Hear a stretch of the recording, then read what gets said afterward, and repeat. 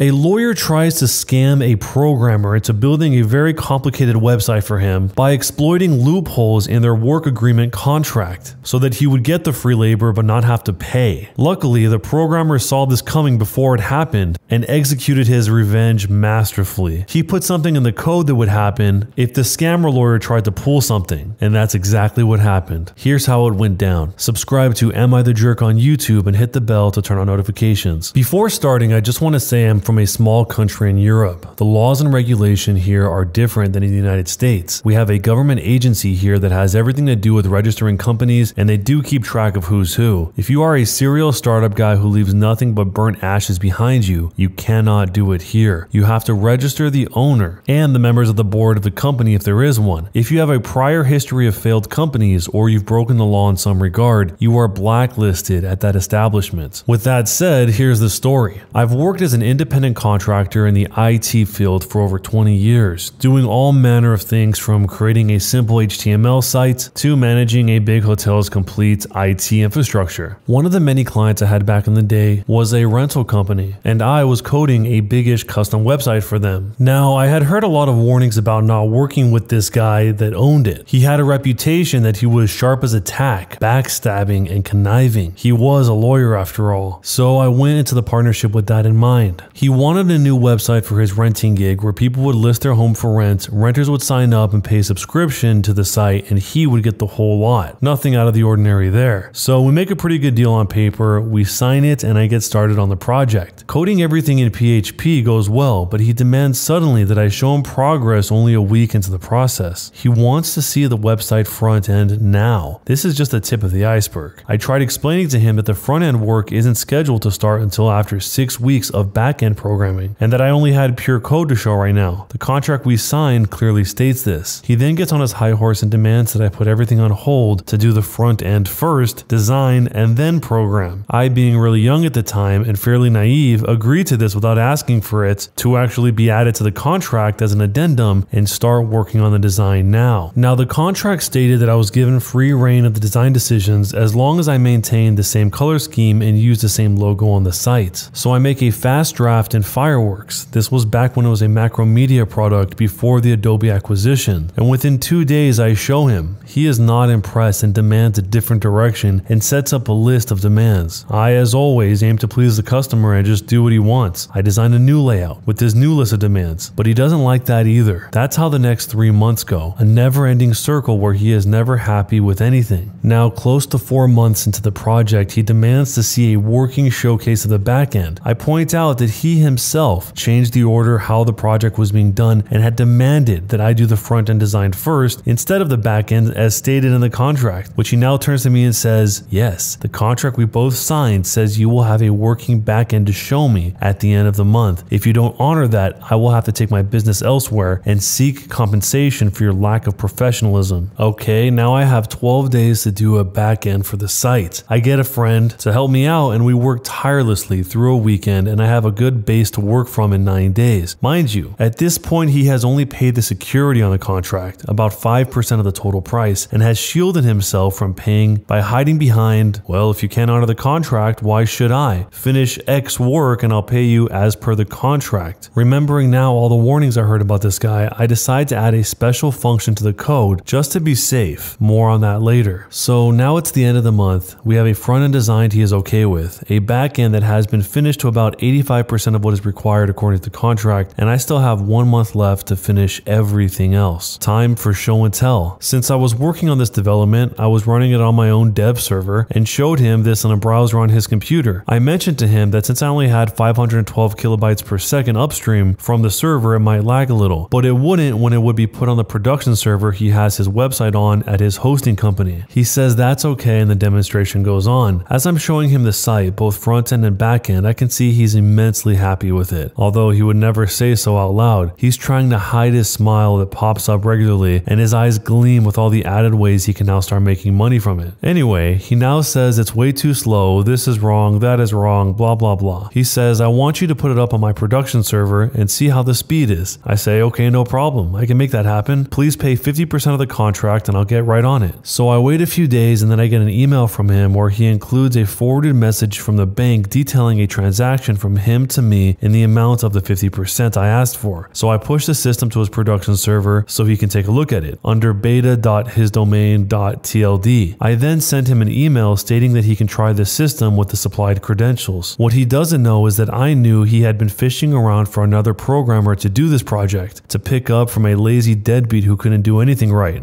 as he put it. So I knew he would most likely be trying to screw me. What I also suspected was the email that he sent me with the transaction proof was a fake, which it ended up being. This is where I get the revenge 3 separate ways. Pro-revenge number 1. Remember that small function I mentioned? Well, what it did is if user X, his user, tries to remove user Y, my administrative account, from the system without one setting being changed in the configuration first, the system will first delete and then purge the database and then remove all the documents in the web root. Well, not 5 minutes after he reads the email from me, he does just that. He tries to delete my admin user from the system to lock me out. Guess who has nothing of the project left? He does. Pro-revenge number 2. Since it is considered forgery to spoof an email, specifically from a bank, I sent the information to the authorities and he goes under investigation by both the police and the bank lawyers. And lastly, pro-revenge number 3. I sold this system to a competitor of his for a better price than originally contracted to him. And last I knew, he was now blacklisted from owning a company, as well as he lost his rights to work as a lawyer. I only got that 5% he paid at the beginning, and for working for just over 5 months on this project, that hardly is anything. But the knowledge of his demise will keep my heart warm for the rest of my life. Am I the jerk? So before I talk about this story, you guys have probably noticed my voice is kind of strange. I've actually lost my voice, but now it's recovering, so the rest of this video is probably going to sound a little bit different. Before, just a couple days ago, it was a lot worse. I tried recording this a bunch of times, but you could barely hear me or understand what I was saying. So even if it sounds weird now, it's still a lot better than it was even just 2 days ago. I think I was just making too many weird voices back to back to back. So cross your fingers and hopefully we're back to normal ASAP. Going back to the story, I just can't understand people that try to hire other people with the intent on scamming them as their primary objective. We didn't know it until the end of the story, but he was already trying to find somebody to replace the OP here who he thought was a lazy deadbeat. And if anything, the OP, the original poster here, was exactly the opposite. Not only did he go above and beyond doing what he was supposed to do, he even reorganized it in a way that was really difficult to do. The lawyer guy here tried to engineer this so that the OP would fall on his face and not be able to complete it in time, and thus the lawyer would say you violated our contract, but the original poster here made it work even with those conditions. He just had to get an extra hand. So it surprises me that even though the lawyer went into this with the intent on scamming the OP, why would he still try to scam him when he did actually jump through all these hoops and make it happen? If he's planning on paying the second guy, whoever he was going to bring in to replace him, then why not just pay the first guy the full amount that he agreed to? The answer to that is probably just he was going to scam the second guy too. So if this was you in this situation, let me know how you would handle it down below, and jerk or not a jerk, and why. Am I the jerk for telling my adopted sister to go back to her true family? I know how the title sounds, but if you are not willing to listen to the full story before commenting, then don't comment at all. Your perspective about the situation might change. Being the only child in the family was awesome. I got to have my own room, friends, iPad, etc., which I am now obligated to share with my so-called sister. Yes, even friends. They adopted her 1 year ago for a reason I till now fail to understand, but I strongly believe is because I was not good enough for them. I'm really hurt because they never ever asked me if I wanted another sibling. I just had to accept the fact that I suddenly have a younger sister and should now share everything I have with her and treat her as a part of the family. How am I supposed to do that? I can't just start feeling close to her, and the fact that I am forced to involve her in all of my plans infuriates me and makes me hate her even more. Today my friends and I decided to challenge ourselves to stay awake all day by doing many different sorts of things that would keep us from getting bored. Obviously, since we share the same room, my sister had heard this and told me that she would like to join the activity. I was honestly hoping I could finally do something without her, but of course, she had to ruin it. I told her no, and she said she is going to tell my parents about it. I then got mad and told her to get the heck out of my house and go back to her biological family. Excuse my language. Her voice then changed and she told me she doesn't know where they are, but I told her to shut her mouth and not get emotional with me because I really had it with her. She left the room and I started crying because of how stressed she makes me, but realized I should wipe my tears fast because my parents can't see me like this. Otherwise, they will believe my adopted sister's words and I'll get punished for it. She obviously told them, but I denied what I said. I normally don't lie, so they believe my words and are now talking to her. Obviously without being harsh, and will still not punish her because God forbid they they treat my adopted sister wrongly. So, am I the jerk for the way I reacted? This person sounds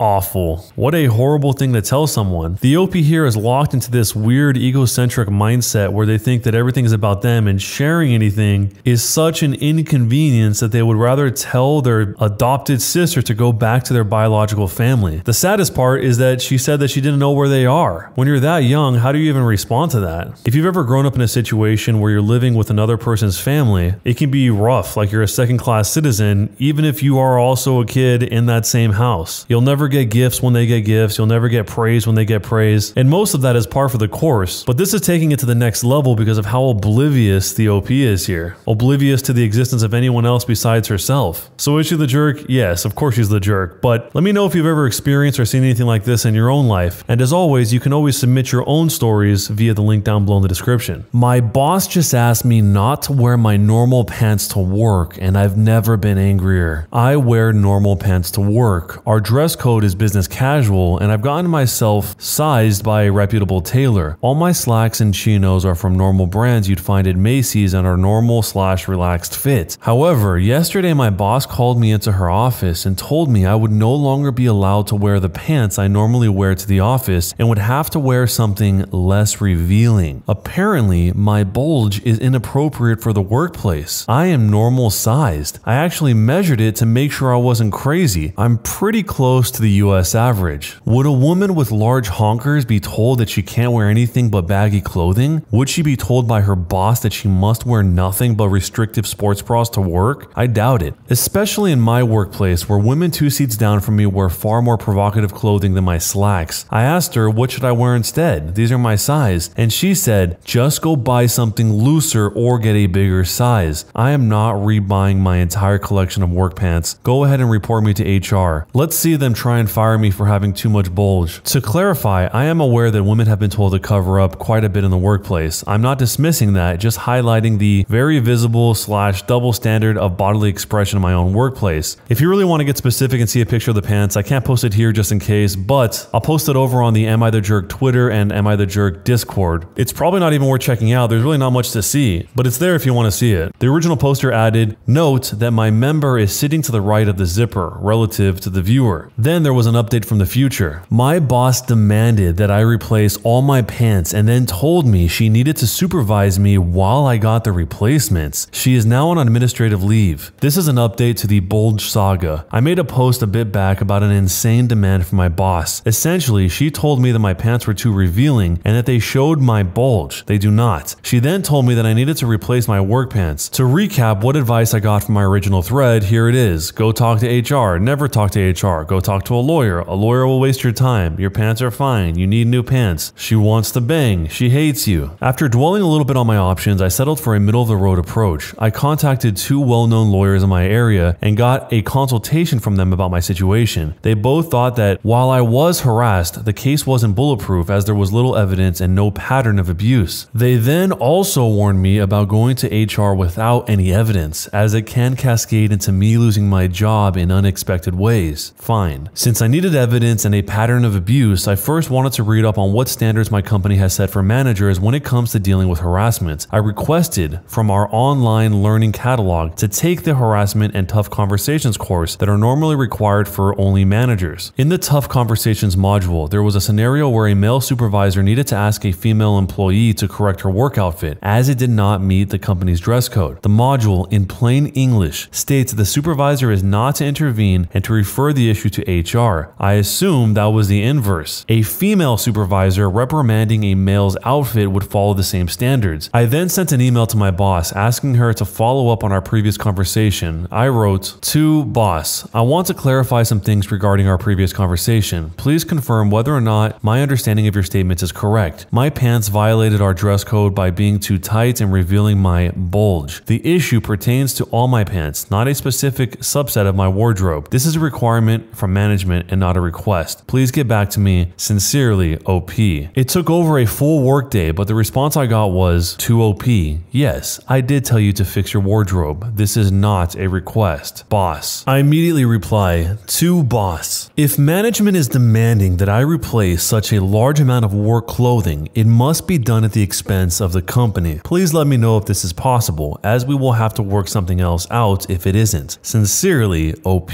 And her response later was, OP, this can be done, but I must be with you to supervise your shopping. Check my schedule for my availability. Goodness gracious, suddenly the she wants to bang theory seemed less crazy. I backed up the emails to a personal account and sent everything to HR. Less than 2 hours later, I received a phone call asking me to come into HR immediately and drop my work unless it was time critical. I complied. I was told that they were taking this matter very seriously and that I should take the rest of the day off. I came back to work today and my boss is gone. I was told right before lunch that she had been placed on administrative leave pending a full investigation and that I shouldn't worry. It's against company policy to engage in any form of professional retaliation. I sit here now like a king on a porcelain throne, telling you about my victory during my post-lunch dump. Bye-bye, boss lady. So, am I the jerk for essentially getting my boss fired when she told me to buy less revealing pants for work? I don't really buy the theory that the boss is into the OP here, because if she was, why would she have him buy less revealing pants? Unless she was absolutely certain that he was going to ask to use company money to buy these pants and that she knew she was going to be able to accompany him alone while they were shopping. But that would be a long shot. The chances of it going down exactly like that don't seem very likely. Most people would either just buy the pants or go straight to HR. So those two goals seem like they're in conflict and make sense for that being the actual reason, because she wants to get him alone, but that's very unlikely, at least via this method, and she's telling him to be less revealing, which if she liked him, I would assume that she wouldn't, unless she's just getting jealous because he's flaunting in front of other coworkers in her mind. I think the much more likely thing is this is just some sort of power trip where she overstepped her bounds. The feeling of being able to exercise power like this for arbitrary things is probably what she was going after, but maybe you see this completely differently. Let me know how you interpret this down below, and jerk or not a jerk, and why. My landlord wants to fine and evict me for doing the deed with my partner in my apartment. He cites illegal activity. So this is a bit of a weird one, so please bear with me. I rent an apartment from a man who lives down the street. It's a nice enough apartment, and up till now I've had very few issues. The problem is that he's rather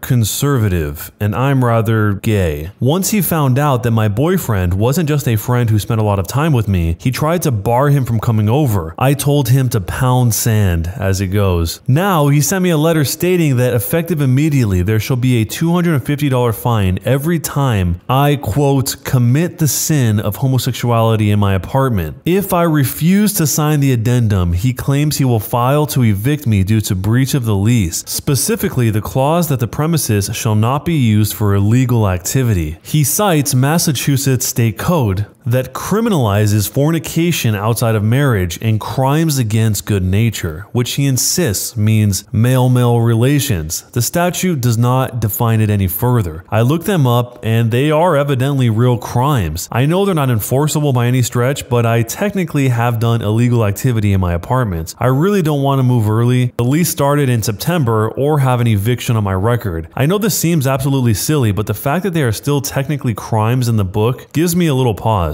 Do I need to take this seriously, or can I start coming up with more ways to say pound sand? What should I do if he does try to take further action? Jumping into the future, there is an update. I feel like people assumed a much worse picture of my landlord, people telling me to buy cameras, etc. He's a nice enough person, but has some very problematic views. He grew up in rural Arkansas, I think, that or Alabama, and then came to Massachusetts later in life. This was his first time being a landlord, so he still had the idea in his head that it was his house, so to speak. That, coupled with the fact that up until now he'd avoided even talking with people who were openly gay, and that led to a lot of ignorance. I know some of you are hoping that I'd screw him over for all he's worth or torment him with daily updates of my gay agenda, but alas, I decided to take a calmer approach and it seemed to work. Yesterday I sat down with him and first laid out various information that you guys helped me find. Everything from orientation being a protected class, treble damages, and the fact that those old laws are 100% completely unenforceable. He realized very quickly that he was in the wrong and that he had messed up bad. He also admitted that he didn't even know what he defined as the sin of homosexuality or how he'd enforce the fine. He just knee-jerk reacted to the shocking news for him. We ended up chatting for about 2 hours then, and it started with me dispelling a lot of misconceptions about gays. Some of his notions were comically bad. Like, if I weren't having a conversation with him, I'd think he were a caricature. He's a lot older than me and his kids recently moved across the country, and he was renting their house for him. So I think he had some notions of being a father figure to me and thinking that he could lay down the law or set me straight. He seemed genuine and seemed to be legitimately concerned for me and my soul. I reminded him to hate the sin and not the sinner, and that seemed to resonate with him. He still doesn't agree with my lifestyle, but he's willing to accept it. He seemed to be earnestly trying, and in my mind that counts for a lot. He agreed to write both me and my boyfriend a letter of apology, which I will be keeping copies of in case this matter comes up again and needs to go to court. The past few days have been super stressful and it seems to be resolved. If things go well, I might even potentially renew the lease come September. I'll still be on guard for any shenanigans, but I think I'll leave the issue where it lies for now. If this was all a ruse or him backpedaling, I'll go at him with everything I can in the future. But for now, I'm satisfied. I truly appreciate everyone that offered advice, moral and immoral support. So what do you think I should have done? I don't know anything about state codes in other states, but that is pretty surprising that that is supposedly a law even though it's not enforceable. I actually googled that state and crimes against nature, and on the malegislator.gov website there is a section called Section 34 Crime Against Nature, and the only thing it says on that page is Section 34, whoever commits the abominable and detestable crime against nature, either with mankind or with a beast, shall be punished by imprisonment in the state prison for not more than 20 years. So that's it. That's the definition as far as I can find. The beast part makes it pretty clear that it's against bestiality of some sort, but the mankind part, you could really interpret that however you want. I would say that's pretty open-ended. This is something that probably needs a little more clarification in the modern age as to exactly what does this mean. Otherwise, you're going to keep having situations like this where a landlord will cite it or somebody will cite it without them being able to enforce it because it's an outdated law. So how do you think the OP here should have handled this whole situation? Let me know. When you subscribe, make sure to hit the bell to turn on notifications. To finish listening to all the stories in this series, use the playlist at the top of the description. And next time you live stream, use the cream of the crop music. Search for Cream of the Stream on Spotify or whatever music platform you use for copyright-free music to use for your stream. It's free. Cream of the Stream. Either way, thanks a lot for listening. We'll see you guys next time.